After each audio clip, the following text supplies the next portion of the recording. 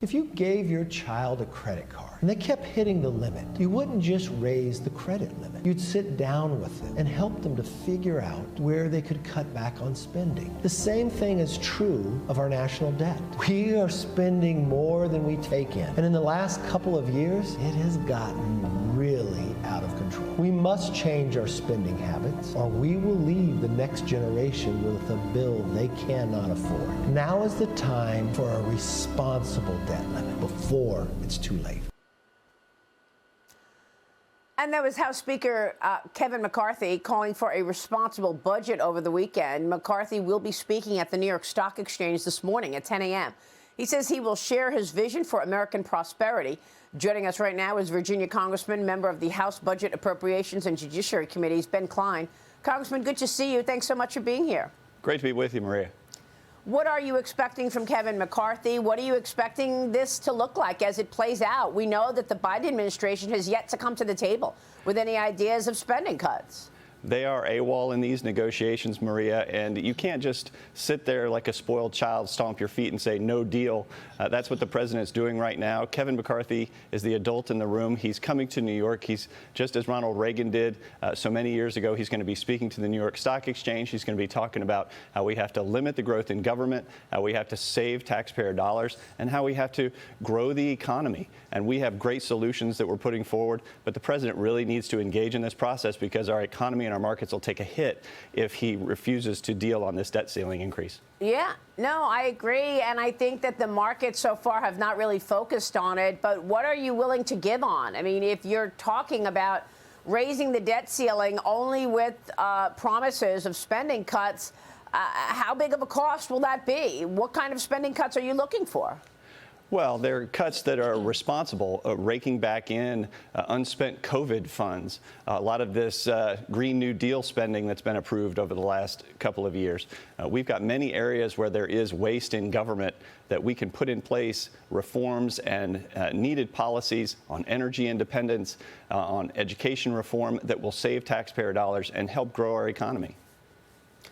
Let me get your take on where this leads. Do you think that today's speech is going to move the needle? Well, the speaker is doing his best to bring the president to the table. The president feels like he's got some political advantage by not engaging, but that just sends the message that the White House doesn't care about our economy, doesn't care about our markets. And ultimately, we think that will bring him back to the table because he understands, just like Speaker McCarthy understands, that we have to engage on this, raise the debt ceiling, make sure our markets are secure moving forward, make sure our economy is strong. All right, let's move on to the other hearing and the other big event in New York. Lots of GOPers in New York today. Congressman, you were in New York City for the House Judiciary Committee's field hearing and the on violent crime and DA Alvin Bragg's soft on crime policies. New York Democrat Jerry Nadler is downplaying the crisis. He's on the other side of this, telling the New York Post that Republican claims about New York crime rates are, quote, essentially fraudulent, Congressman.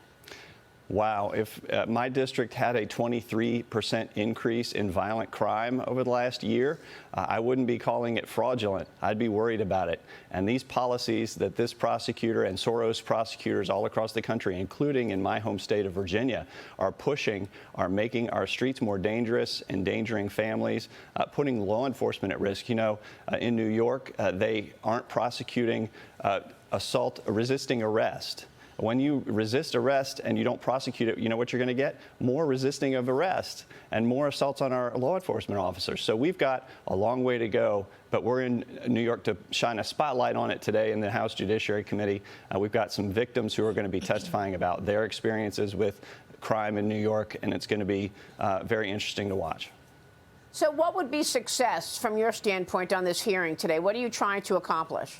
Well, we're trying to raise awareness about what these prosecutors and their policies are doing to crime across our country. You know, you need three legs of a stool. You need tough law enforcement, you need a tough prosecutor, and you need tough judiciary to put those criminals away. When you don't have a prosecutor cooperating, that stool falls, and it really falls on families, on working families, on hardworking men and women here in places like New York and places like my district back home in Virginia. Okay. I know Elise Stefanik, New York Congresswoman Elise Stefanik, is going to join committee Republicans today, and New York Congressman and former Trump impeachment lawyer Dan Goldman will join the Democrats. But C-SPAN cameras are not going to be in New York City today. They're not even covering your hearing. They're declining to air the hearing. They say that they do not have the resources, Congressman. So you're not getting the media coverage, are you?